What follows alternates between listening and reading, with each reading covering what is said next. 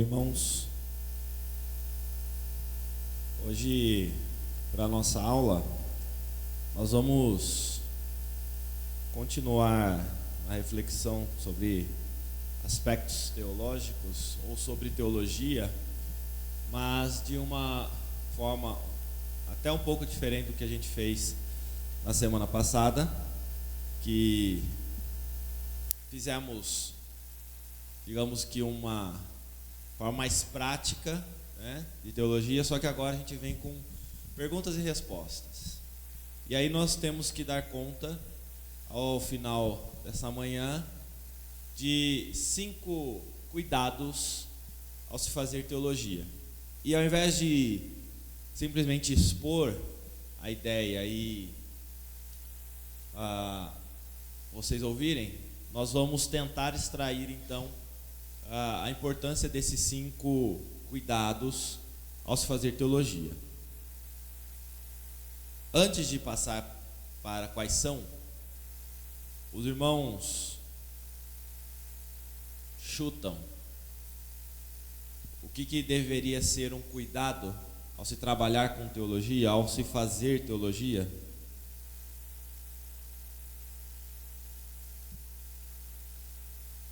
É um chute. Vocês não precisam acertar, né? Qual o cuidado que a gente tem que ter quando a gente está falando de fazer teologia?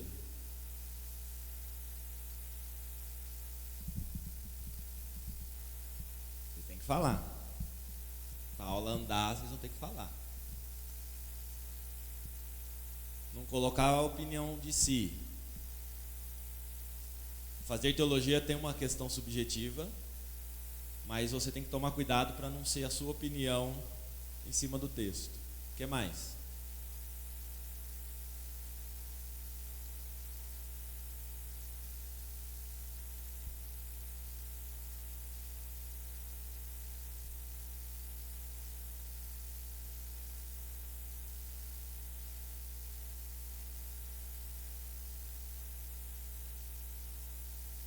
Toma como base qualquer outra coisa além da Bíblia e coloca em pé de igualdade ou superior a outra coisa do que a palavra. O que mais? Tem pouca gente, dá para todo mundo falar agora.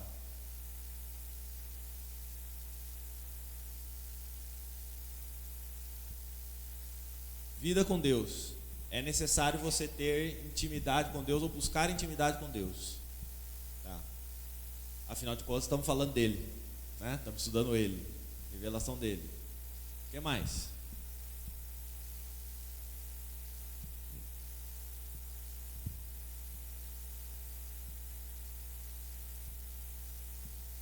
Precisa ler a palavra, precisa se aprofundar na palavra. O que mais? Fazer que nem na sala de aula. Quando tem pouca gente, a gente vai falando de um por um, né?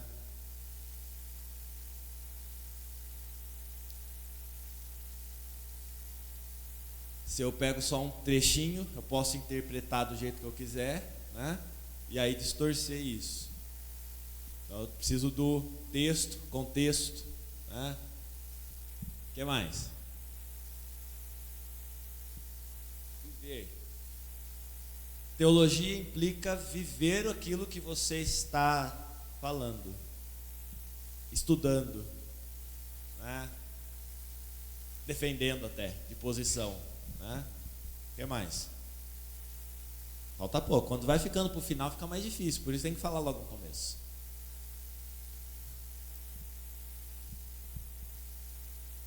Já passou de 5, né? Já, né? Salvo, né, Sônia? Ufa, já passou de 5. Vamos lá. Os irmãos não estão errados quando a gente olha para tudo que a gente já estudou, tudo que a gente já viu ao longo das 11 lições anteriores e que nos direcionam para esses cuidados, para esse modo de fazer teologia. Mas especificamente para a lição de hoje, a gente vai ver alguns cuidados que o teólogo deve ter, que nós como igreja ou como corpo de Cristo devemos ter, para fazer teologia da forma como se espera, não como um estudo apenas um aprofundamento reflexivo sobre um tema, sobre alguma coisa. Tá? Então, quando você pega qualquer área do conhecimento humano, você tem os métodos, mas necessariamente não é porque você estuda isso que você segue isso, ou que você defende esse ponto de vista e toma ele como regra de vida para você. Não vou nem na área de humanas, eu vou pegar na área química ou biológica, que você estuda componentes químicos, componentes biológicos, e não é porque você estuda isso que você faz uso deles ou não, ou que você baseia a sua vida somente sobre esse conhecimento. Essa é a sua regra, e você projeta a existência sua a partir disso. Com teologia é diferente. Por quê? Porque quando a gente pensa em teologia, eu vou ter uma graduação que vai formar o teólogo, assim como forma o biólogo, assim como forma o matemático, assim como forma o médico, assim como forma o bacharel em direito, correto?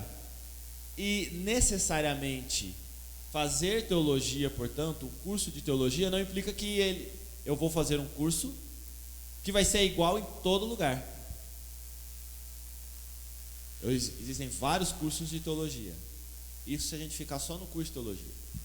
Como a gente está abrindo o leque para teologia de um modo mais amplo, do estudo de Deus, ou das coisas de Deus, primeiro nós devemos definir Deus. Que Deus que nós estamos trabalhando. Isso já nos difere, porque eu posso fazer teologia para estudar qualquer Deus. Nós estamos falando de um Deus que se fez conhecido através de um livro sagrado chamado Bíblia, certo? Então, essa é a nossa premissa. A partir disso, então, as revelações são dadas por esta palavra, e a gente já viu isso. A partir, então, da nossa dedicação no estudo dessa palavra, e aí, por que eu falo nossa? Porque, diferente da interpretação que se dava no Velho Testamento, ou das condições que lá existiam, a partir do momento que o Espírito Santo de Deus habita em cada um dos crentes, cada um deles agora é um sacerdote. Recebemos a graça do sacerdócio real, nação santa, povo de propriedade exclusiva de Deus, a fim de proclamar as virtudes daquele que vos chamou das trevas para a maravilhosa luz. Ou seja, ao proclamar Deus, nós estamos falando de um Deus que nós precisamos conhecer. Conhecer Deus é fazer teologia, certo? Então todos nós, não de forma profissional, técnica, como exercício laboral, somos teólogos. O pastor é um teólogo formado para isso. Mas de modo geral, toda a igreja, todo o povo de Deus faz teologia e se entende, deve se entender um pouco de teólogo. Por quê? Porque se pode se debruçar sobre a palavra de Deus para ler, interpretar, entender e pregá-la. É isso que Martinho Lutero defendeu com a reforma. A Bíblia ela não é exclusiva para os clérigos, os sacerdotes. Todos podem e devem ter acesso a ela para poder entender. Afinal de contas, quem dá entendimento é o Espírito Santo. Veja que todas essas premissas que eu estou falando aqui partem exatamente de uma reflexão teológica já. E aí, indo para o primeiro cuidado, pode passar? Dos 5 que eu destaquei, nós vamos ter a oração. E aí são 5 cuidados com 5 perguntas. Antes de ler o texto, por que a oração é essencial no trabalho do teólogo? Em certa medida, vocês já comentaram aqui. Mas para que serve a oração? No caso, a oração serve para muita coisa. Mas para fazer teologia, oração serve para quê? Intimidade com Deus. O que mais?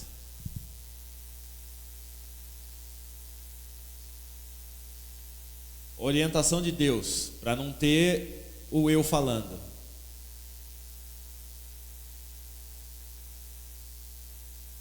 Para não ser o eu falando, eu preciso de que Deus se revele para mim. Então ele precisa iluminar. Isso é o que vem de pedido, mas nessa linha de vocês, quando eu faço esse pedido para Deus, então eu estou me colocando em que condição aí? Turma do fundão não participou ainda. Quando eu oro a Deus, pedindo para que Ele me oriente, para que Ele ilumine minha mente, para que eu possa entender a palavra, isso é um pedido a Deus, que te coloca em que condição nessa história?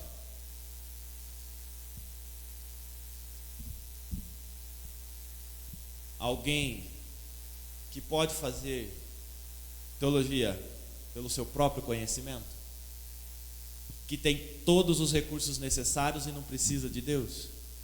Não, exatamente o caminho contrário, correto? Então veja que a oração ela nos ajuda no sentido contrário da soberba, da arrogância, de se colocar como o atalaia da palavra, o único possuidor da verdade de Deus. Percebe que é diferente a postura quando eu oro? Porque eu estou falando sem o Senhor me orientar, me direcionar, me iluminar, o que eu posso fazer? Ok, nós temos essa compreensão. O que nos falta então? Ler a Bíblia para saber se isso é verdade, né? Vamos para Efésios, capítulo 1, versos 15 a 18. Afinal, se nós estamos fazendo teologia ou queremos fazer teologia, nós precisamos ser coerentes com o que nós falamos. Precisamos voltar para a palavra e ver o que a palavra diz para nós. Uma vez que nós também já oramos e pedimos a orientação de Deus. Efésios capítulo 1, verso 15 a 18. Por causa do ventilador eu vou ler aqui. Por isso, também eu, tendo ouvido a fé que há entre vós no Senhor Jesus e o amor para com todos os santos, não cesso de dar graças por vós, fazendo menção de vós nas minhas orações, para que o Deus de nosso Senhor Jesus Cristo e o Pai da glória vos conceda espírito de sabedoria e de revelação no pleno conhecimento dele, iluminados os olhos do vosso coração, para saberdes qual é a esperança do seu chamamento, qual a riqueza da glória da sua herança e dos santos. Perceba, portanto, que o que Paulo está falando? Existe um propósito na oração dele. Ou, qual que é o ponto de partida dele? Por que ele ora por essas pessoas? Porque ele não cessa de dar graças a Deus, fazendo menção sobre eles. Porque eles ouviram a palavra. Porque eles têm fé. Porque eles creram, ou seja, eles se constituíram povo de Deus. E uma vez constituído o povo de Deus, essas pessoas a que ele direciona, por isso então, também eu, tendo ouvido a fé, não cesso de dar graças a vós, fazendo menção de vós nas minhas orações, e tem um propósito, verso 17, que ele vos conceda espírito de sabedoria, revelação do quê? Do pleno conhecimento dele. Veja que Paulo parte do entendimento de que o compreender, o entender, o conhecer Deus só se dá por meio da ação de Deus, porque é Ele que se faz revelar a quem Ele quer. Por isso então a necessidade de súplica, de oração, de pedido, para que Ele se revele a nós, certo? Estamos no caminho correto então, quando entendemos por que a oração é essencial no trabalho do teólogo. Porque sem ela é conhecimento humano, é a ideia de que, de alguma forma técnica, tendo bom conhecimento da língua portuguesa, tendo um bom conhecimento da língua original, seja o grego, seja o hebraico, tendo um bom amparo histórico, né? Fazendo uma boa análise então de contexto, eu consigo fazer teologia. Eu consigo emitir então uma opinião, trazendo esse conhecimento para o dia atual e aplicando para as pessoas. E Deus pouco importa nessa história, certo? Então, eu uso da palavra, eu estudo a palavra, mas eu não tenho ela como regra da minha vida, e tampouco me relaciono com o Deus dessa palavra. Então você pode até fazer teologia de forma profissional, digamos assim, mas isso não é a teologia que a gente quer, certo? Não é a teologia que nos presta como igreja de Deus. O segundo cuidado que nós devemos ter, né? Pode passar? Adoração. Qual a relação entre o trabalho do teólogo e a adoração? E aí, por mais que se pareça repetitivo, qual que é o trabalho do teólogo? O teólogo faz o quê? Sabia, né? Teólogo faz teologia. Mas o que é fazer teologia? Vamos lá. 11 lições já se passaram. De forma simples. Fazer teologia é fazer o quê? Falei hoje já.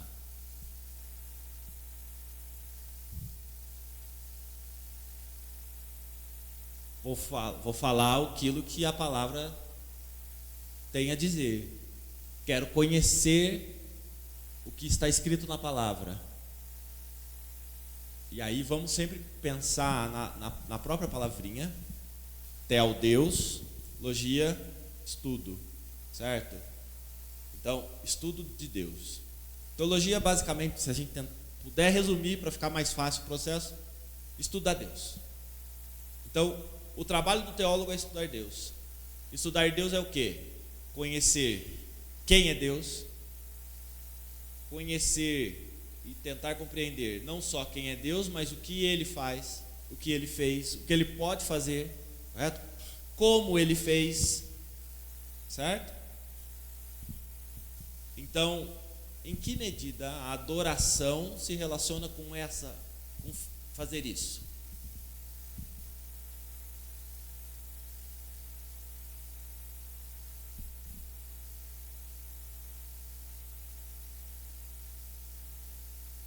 Mas isso não é a oração?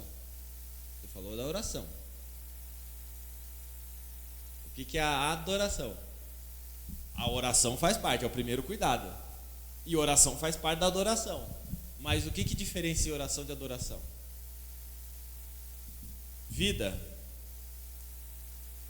Quando nós falamos, nós vamos vir no domingo a um culto de adoração a Deus, não é isso?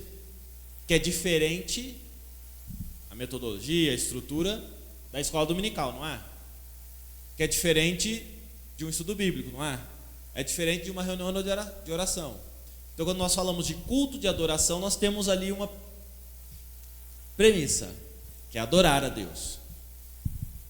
E o que nós fazemos quando nós estamos, então, cultuando a Deus, adorando a Deus? Todo mundo que vem no domingo à noite sabe. O que a gente faz para adorar a Deus? De forma organizada, sistematizada? A gente ora. O que mais que a gente faz no culto? Vocês fizeram semana passada. De forma bem prática. A gente chega, a gente senta na igreja e a gente faz o quê? A gente ora para começar o culto. Depois, o que mais que a gente faz? A gente canta, certo? O que mais que a gente faz? A gente ouve a palavra. Então, a Bíblia é lida e ela é pregada, certo? Agora, então, já que eu sei o que acontece nesse culto, qual que é a disposição do nosso coração, então? Ou qual deve ser a disposição do nosso coração? Ao orar, ao cantar ao ler e ao ouvir a pregação da palavra. É uma forma de eu reafirmar a minha fé, de eu expressar a minha fé, mas é uma forma de expressar a fé de que jeito? Reconhecendo que o que está sendo falado por Deus. Que quando eu canto, quando eu louvo a Deus, seja triste ou alegre dentro do meu coração, eu estou também reconhecendo que Deus é quem cuida de mim. Seja porque eu estou agradecendo a Ele pelo bem que eu recebo, seja porque eu preciso da ajuda dEle para que eu possa passar pelo vale árido, certo? E eu reconheço que é só Ele que me faz ter força para ir além da tribulação, para passar pelo momento difícil. De um jeito ou de outro, nós estamos nos direcionando para Deus, reconhecendo quem Ele é e quem nós somos, correto? A adoração, então, num sentido de uma imagem, não pode ser resumido numa imagem, mas quando a gente fala de uma pessoa adorando outra, não é ela se prostrando, se curvando, não só em sinal de respeito, mas de colocar o outro acima dela, certo? Então, quando nós falamos de adorar imagens, é você reconhecer naquela imagem um poder sobrenatural que vai além das suas capacidades e forças, e que é ela que tem poder, certo? E que nós então a adoramos, a cultuamos, né? Romanos 11, 33 a 36. Entendemos a adoração, entendemos o trabalho do teólogo, mas como que a gente liga uma coisa com a outra? Romanos 11, 33 a 36.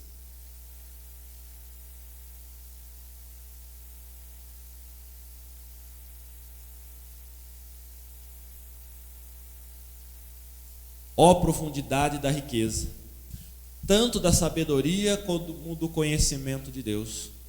Quão insondáveis são os teus juízos e quão inescrutáveis os teus caminhos. Quem, pois, conheceu a mente do Senhor? Ou quem foi o seu conselheiro?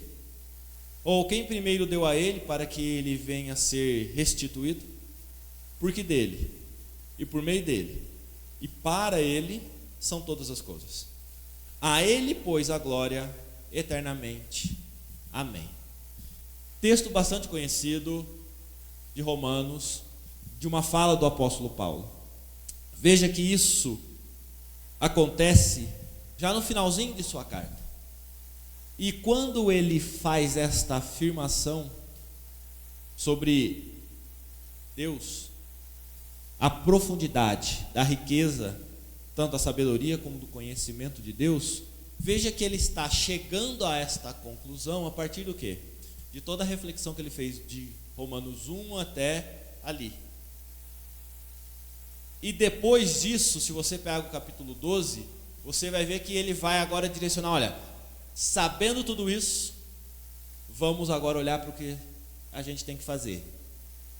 Mas entre tudo que nós acabamos de aprender e o que nós vamos fazer, vem o trecho que a gente acabou de ler, no finalzinho do capítulo 11, e o que ele faz? Quando ele fala desse jeito, o que ele está fazendo? Com as suas palavras? Ele está orando? Ele está pedindo, suplicando, intercedendo?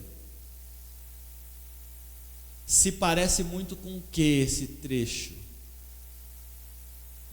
Não se parece com salmos, com um canto, com uma poesia, não é? Usando recursos de linguagem para exaltar, adorar a Deus, reconhecendo a grandeza não só de Deus, como a dificuldade de nós seres humanos compreendermos quem é Deus plenamente, algo impossível, porque Deus é infinitamente maior do que a nossa compreensão e até mesmo a nossa existência. Ou seja, nas palavras que ele está fazendo aí, ele está fazendo afirmações teológicas, conclusões de raciocínio, mas projetando a sua adoração a Deus. Se o trabalho de estudo da Bíblia não te direciona para reconhecer a grandeza de Deus e a pequenez do ser humano, portanto o levando à adoração, é uma teologia que não vai prestar para a gente, que não deve prestar. E aí a gente tem um monte de gente com problema com isso. Por quê? Porque muitos fazem teologia para fazer o quê? Para se livrar de Deus. Não necessariamente de Deus, mas do juízo de Deus, da condenação de Deus. A ponto de você conversar com várias pessoas hoje, que embora esteja taxativo na palavra de Deus, o que é pecado, ela fala, não, isso não é pecado.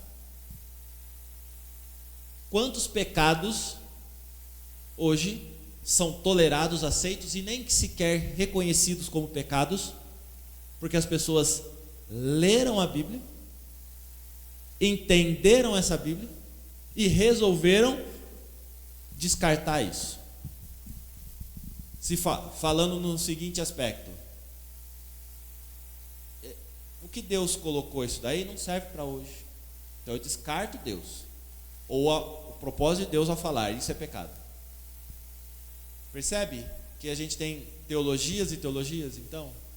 E se a teologia ela não te conduz à adoração a Deus, a você se reconhecer como pecador, como miserável, né? E nessa condição de miserável, exaltar Deus, adoração. Se a teologia não te faz reconhecer a grandeza de Deus na criação, no sustento, na provisão, no cuidado, na sua própria existência, na grandeza do seu planejamento, na certeza do que vai vir, seja para impuros ou para os que são justificados por Deus. Se não é isso, não é adoração a Deus, o fim dessa história, essa teologia não presta. Porque, como já bem diz a primeira pergunta do catecismo, qual é o fim principal do homem? Cultuar e adorar a Deus. Para isso que existimos. Certo? Tem mais? Tem. Estamos no segundo, terceiro. Vamos caminhar. Contrição. O que é a palavra contrição? O que ela nos remete para algo que também acontece no culto, né? Vamos passar agora para o momento de contrição. O que é feito nesse momento, no culto? Você sabe, é isso mesmo. O que a gente faz? A gente ora a Deus, mas não é uma oração aleatória. É o momento da gente orar para Deus pedindo perdão pelos nossos pecados. É exatamente o momento onde a gente reconhece tudo que a gente fez de errado, mas não para por aí, porque seria triste isso. Só reconhecer a nossa pequenez, a nossa limitação. Mas a contrição é você se voltar para se contrair, né?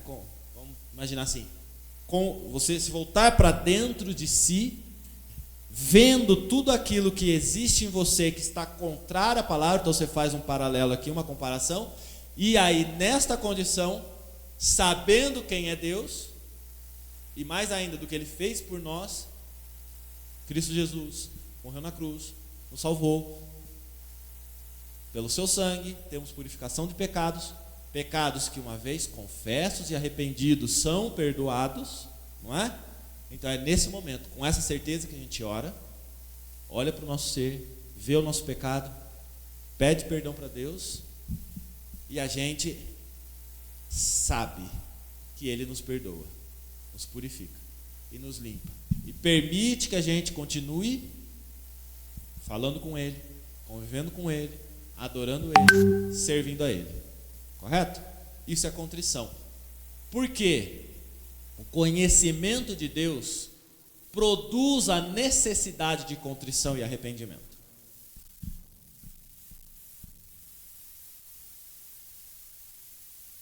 Por que ela produz isso?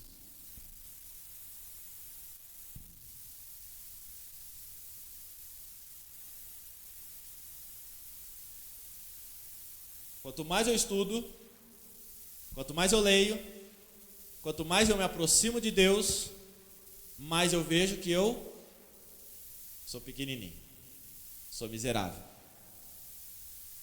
Então, o conhecimento de Deus, ele deve produzir a necessidade. Porque se ele não produz a necessidade de arrependimento, de reconhecimento de que somos pecadores, para onde esse conhecimento de Deus está nos levando? Que tipo de teologia a gente está fazendo? Uma que provavelmente vai fazer o quê?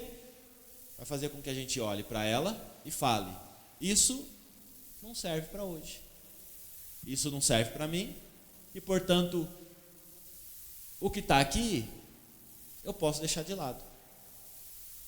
Não é mais pecado. Tem coisas que só serviam para o Velho Testamento? Com certeza. Tem coisas que só serviam para o Velho Testamento.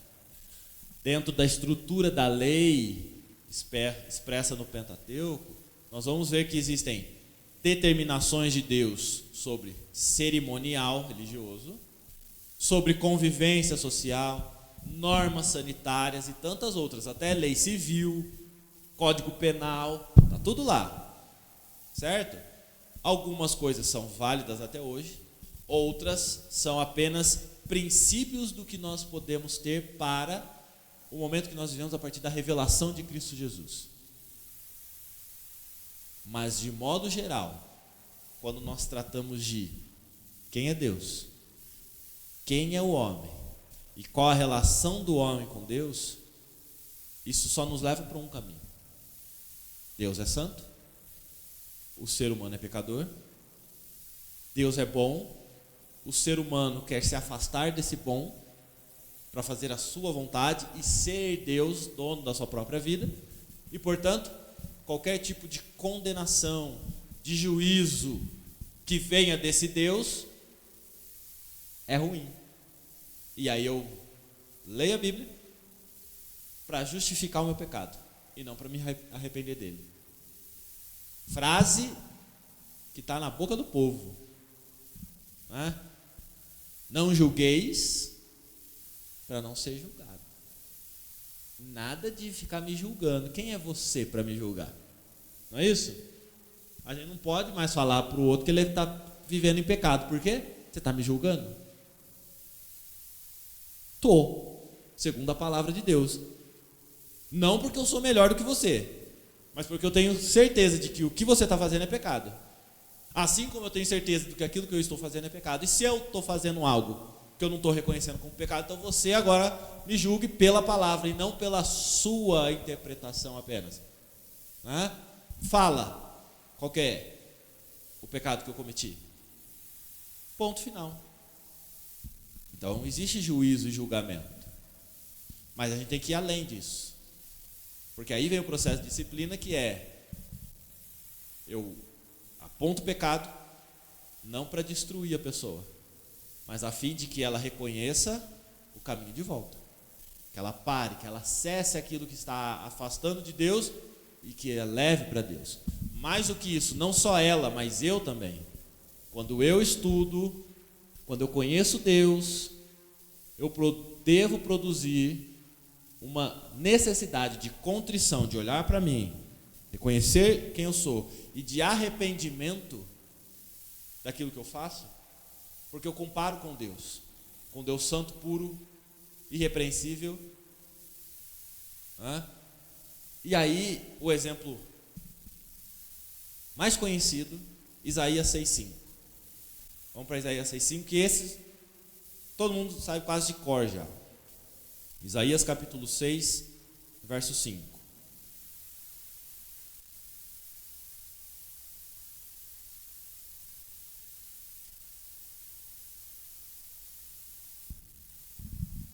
Eu começo e os irmãos continuam. Então,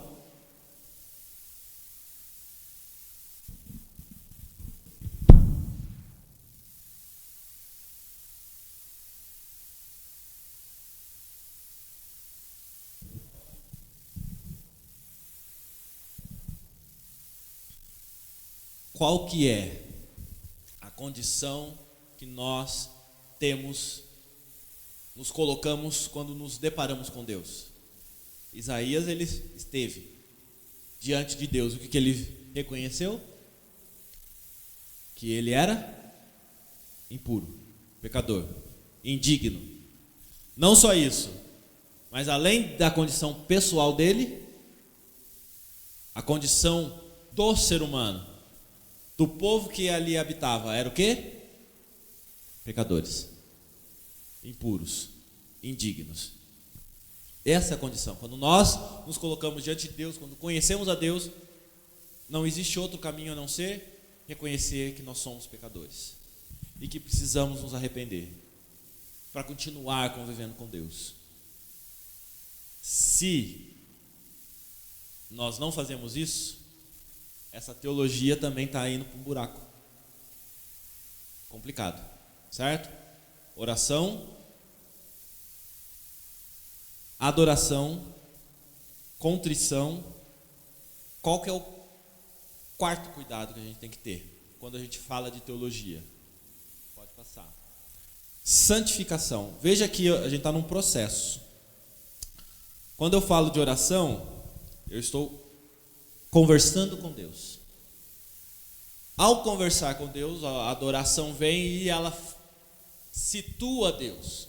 Então, eu oro, eu adoro, ou seja, eu reconheço Deus na sua grandeza, dentro da minha limitação, mas eu reconheço que Ele é grande, que Ele é infinitamente incompreensível diante da minha limitação.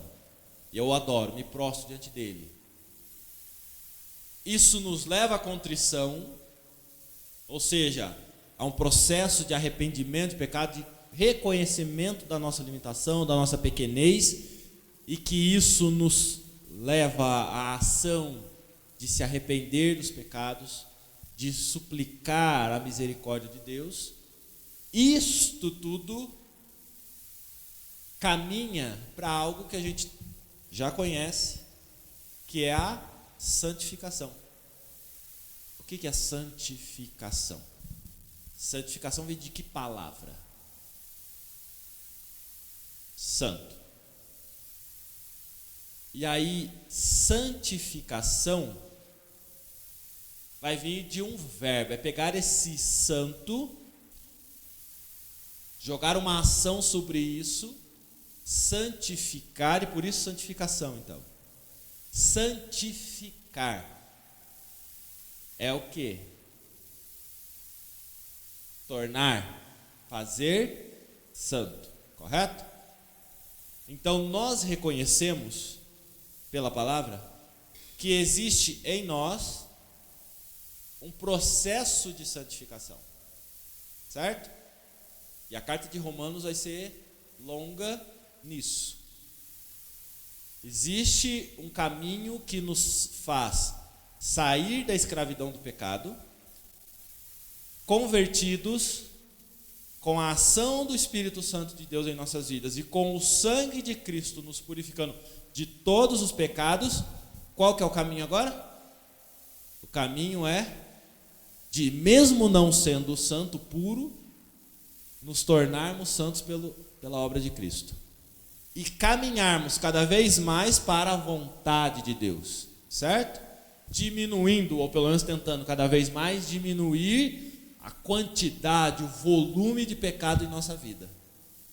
Porque nós queremos ser iguais a Cristo, em que sentido? Sem pecado.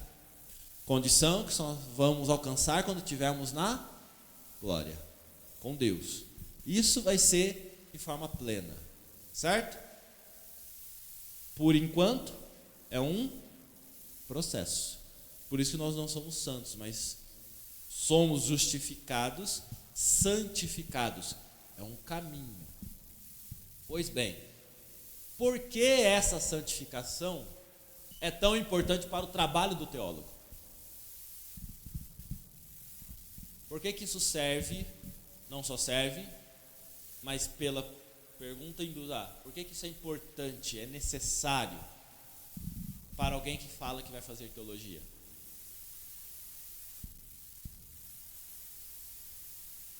Fica mais difícil no final, né?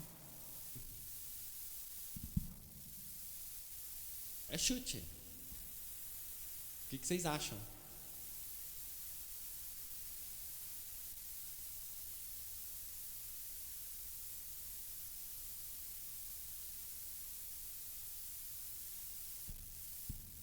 É um negócio complicado quando a gente vê um ser mequetrefe no púlpito, que a gente sabe da vida safada que ele leva, e pregando e falando de Deus como se fosse Jesus Cristo falando, não é? Não é isso. A gente consegue tolerar, por mais que esteja tudo certinho o que essa pessoa está falando, a gente consegue ouvir e entender que está tudo certo aí nessa história? Não tem como a gente pensar em alguém que faz teologia e ser um bom teólogo para o que a gente quer, que é conhecer Deus, compreender Deus, as coisas de Deus, sem que esta vida seja transformada por esse Deus. Existe uma linha aí. Eu não posso achar que essa pessoa é santa, sem pecado, certo? Porque tem igrejas e denominações, seitas, que vão entender isso, porque esse líder vai se vender como alguém que é santo. Tem alguns que falando que é até o próprio Cristo, né? Reencarnado já. Ou seja, não pode contestar, porque tudo que ele faz é correto, certo? A gente já viu que santificação não é isso. Então, esta pessoa que está aqui falando, estudando a palavra, compreendendo quem é Deus e expondo, ela já trabalhou esse conhecimento na vida dela, ou pelo menos deveria trabalhar. É necessário, portanto, que todo este conhecimento se torne verdade, primeiro para si, se torne regra para si, para que tenha uma validade para os outros também, certo? Então eu não consigo ter um teólogo que não viva a teologia que ele prega. Ele pode escorregar? Pode. E é exatamente o que acontece com a gente. Eu leio a Bíblia, eu sei que mentir é pecado, mas uma vez ou outra, o que eu fiz? Menti. E provavelmente, se eu viver mais, em algum momento, talvez, ou quase certo, que eu vou mentir pelo menos mais uma vez. Pequei. Mesmo sabendo. Contudo, volto os passos agora. Existe contrição, momento em que eu olho para mim mesmo e reconheço que mentira é pecado. Porque eu leio a palavra de Deus, ou o Espírito Santo de Deus revela a mim, então eu entendo que mentira é pecado e eu peço perdão a Deus. Me arrependo disso. Certo? Por quê? Porque eu estou adorando a Deus, e no momento que eu adoro a Deus e eu olho para Deus e vejo a sua santidade, não existe outro caminho a não ser reconhecer que eu pequei quando eu menti.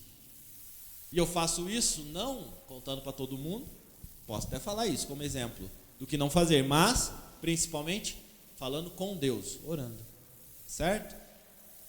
Tudo se liga, né?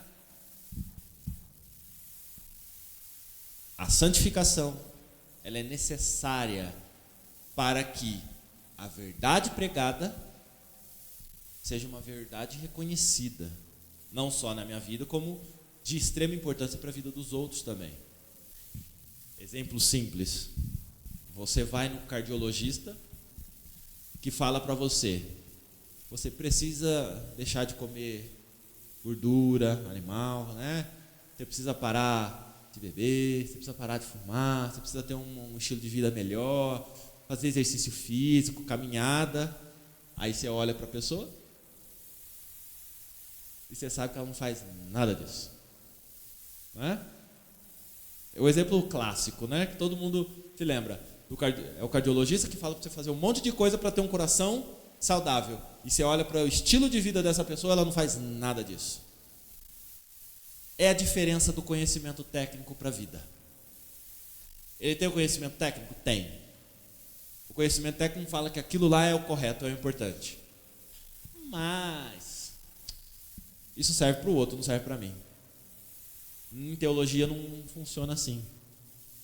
É você pensar num engenheiro civil que fala para você como construir uma casa e que não toma nenhum desses cuidados quando ele constrói a própria casa dele. Certo? Então, é você pensar no teólogo que faz teologia para os outros, mas não a toma como regra de fé e prática para si. Tá? Então, Colossenses, capítulo 1, vai nos ajudar a entender isso de forma bíblica. Colossenses, capítulo 1, de 9 a 12. Oi.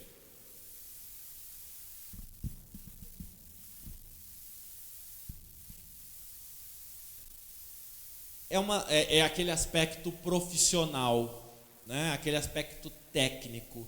Então, assim, eu estou estudando Deus, então eu estou fazendo teologia. Ok, nesse senso comum, beleza. Mas não é a teologia de fato como nós queremos e esperamos.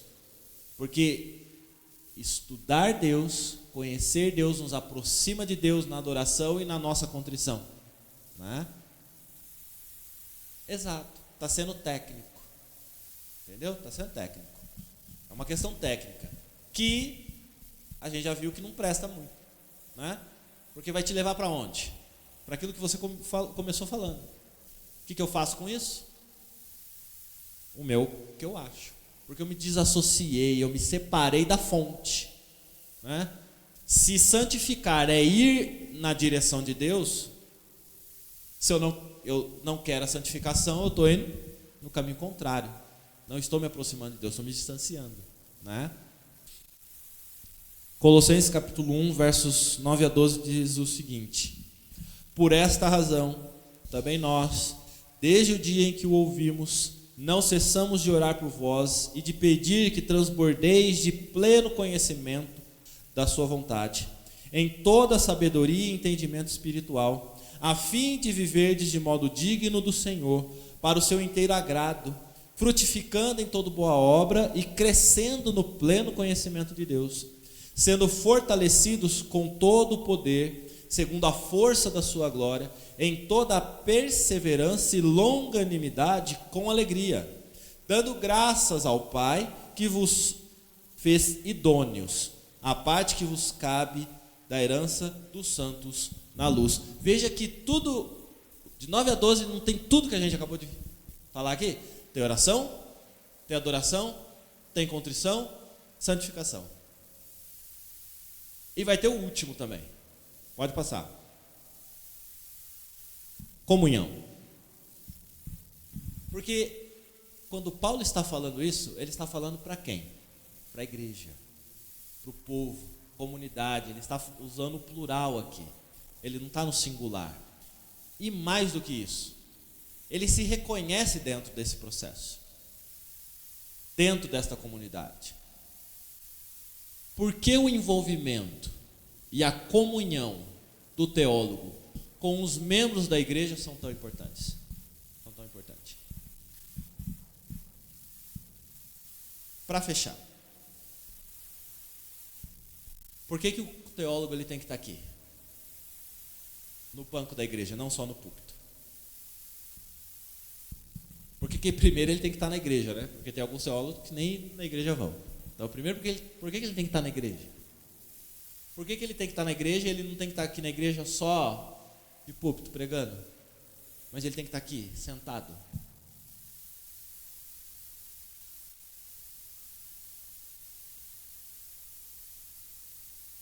Quando ele está lá na frente, ele está caminhando para conduzir o povo na santificação. Mas quando ele está sentado, aí a necessidade dele agora. Oi?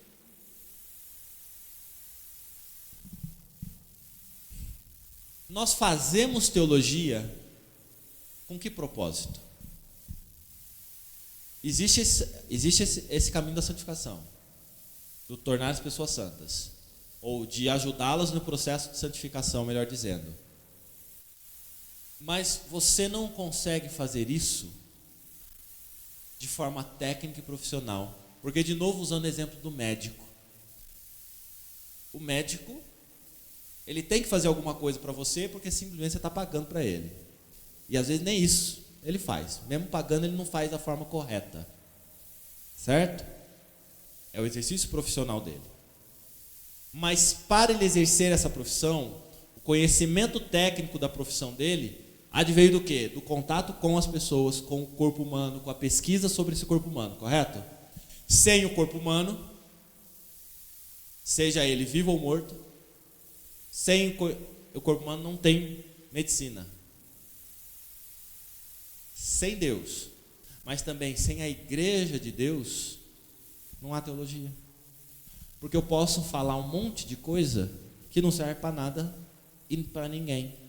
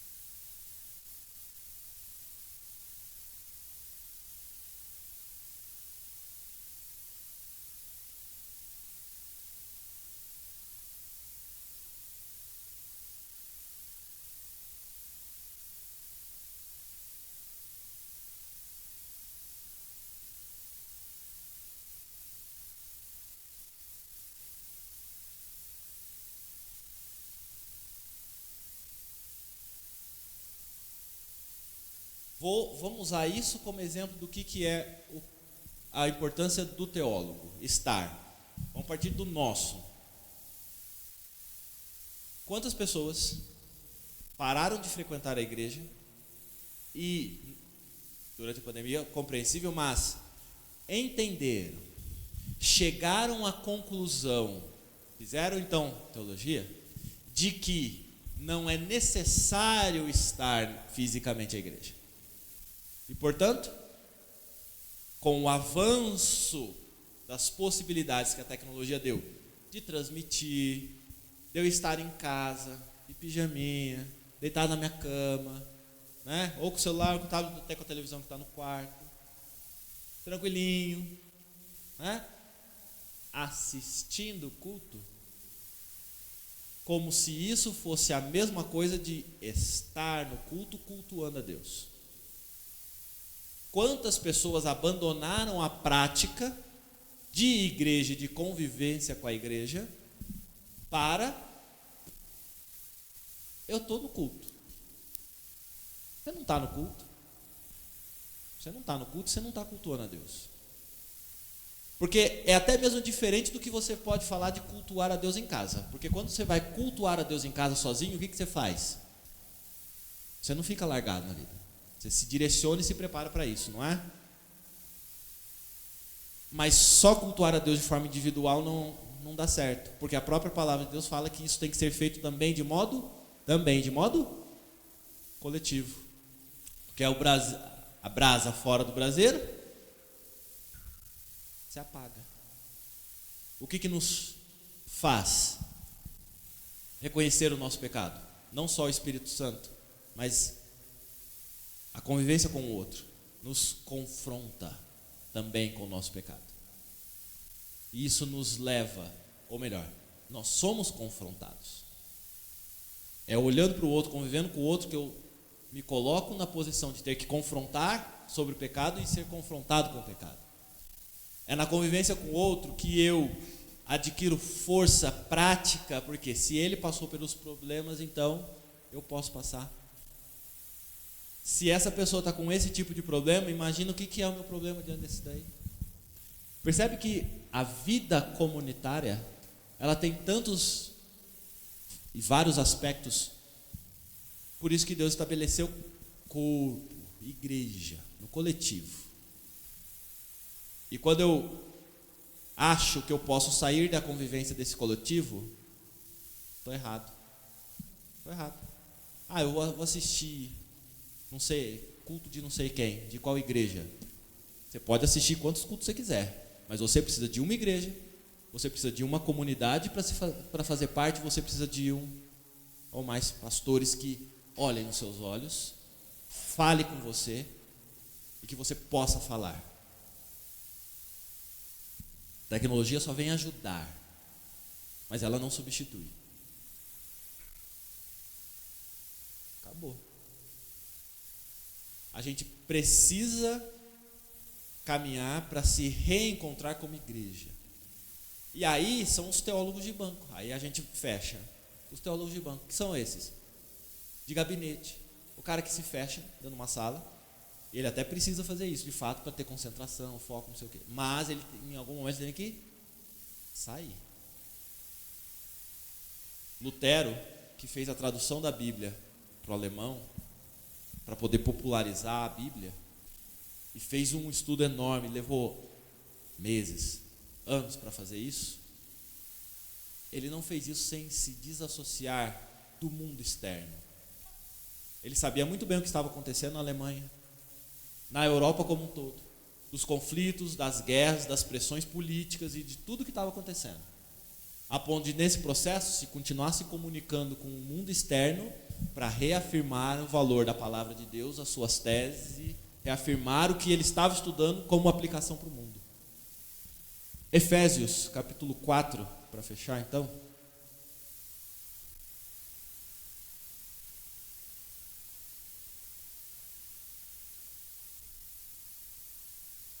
Versos 12 e 13 diz o seguinte: com vistas ao aperfeiçoamento dos santos, coletivo, para o desenvolvimento do seu serviço, para a edificação do corpo de Cristo, até que cheguemos todos à unidade da fé e do pleno conhecimento do Filho de Deus, à perfeita varonilidade, à medida da estatura da plenitude de Cristo.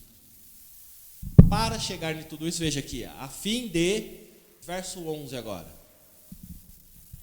Ele mesmo concedeu uns para apóstolos, outros para profetas, outros para evangelistas, outros para pastores e mestres.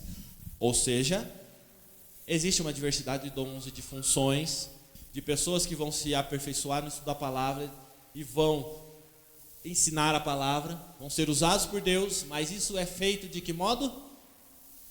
Coletivo, com uma finalidade coletiva, porque tudo isso é para o corpo de Cristo, não é para você mesmo. Se eu estudo a palavra de Deus para simplesmente apontar o dedo para vocês, como alguém que simplesmente chega aqui e fala assim, assim, assim, assado e vou embora, qual que é o meu compromisso, de fato, com o corpo de Cristo? Eu preciso estar aqui para que vocês possam me confrontar também, para que vocês possam confrontar a minha teologia com a sua teologia. É assim que o corpo de Cristo se edifica, se constrói e ruma junto para Deus. Não é um caminho solitário.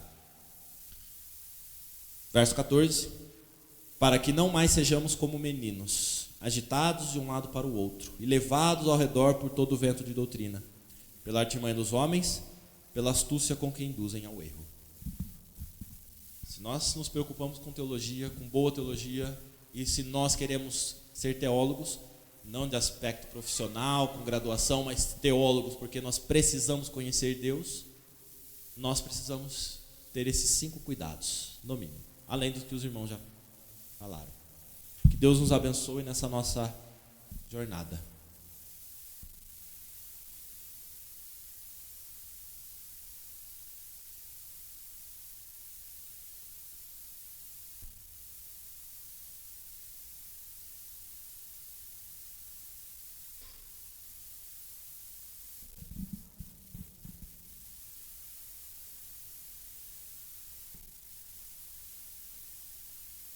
Nenhuma.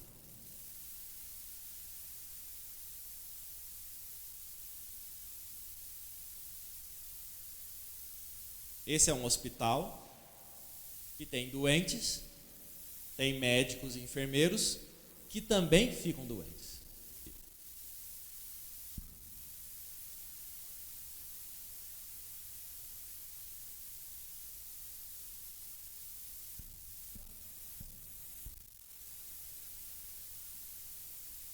Nós precisamos reconhecer que às vezes nós vamos ser médicos, enfermeiros, cuidadores, mas em outros momentos nós vamos ser o doente. É isso que a convivência faz nesse processo de santificação. Vamos ouvir agora os pequenos teólogos, né?